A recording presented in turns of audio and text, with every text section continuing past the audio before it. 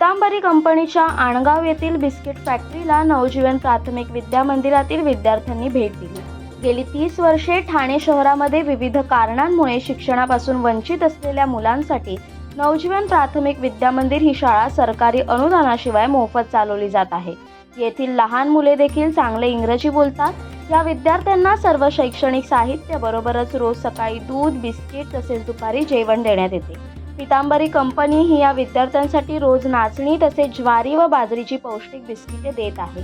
नवजीवन शाळेतील विद्यार्थ्यांना परिसरातील वेगवेगळ्या फॅक्टरींची माहिती मिळावी हा मानस संस्थेचा आहे आणि म्हणूनच यावर्षी पितांबरी कंपनीची बिस्किट फॅक्टरी मुलांना दाखवण्यासाठी नेण्यात आली। जी बिस्किटे आपण रोज खातो ती कशी व कुठे बनवली जातात हे बघण्यासाठी ही मुले फारच उत्सुक होती। बिस्किटासाठी लागणारे पीठ मळण्याकरता वापरली जाणारी मोठमोठाली मिक्सर, रोलर, मोठमोठाली ट्रे, ओव्हन, त्याच्यातून तयार होणारे गरम गरम ब्रेड हे बघून सर्वच मुलांना खूप मजा आली। बिस्किट फॅक्टरी बरोबरच मुलांना कंपनीतर्फे बनवल्या जाणाऱ्या गोमय खताची देखील माहिती पुरवण्यात आली।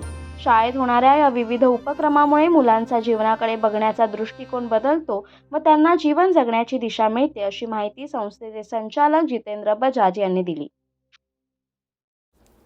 कोकणासह परिसरातील ताज्या घडामोडींसाठी सागर डिजिटलला सबस्क्राईब करा आणि नोटिफिकेशनसाठी बेल आयकॉनवर प्रेस करा।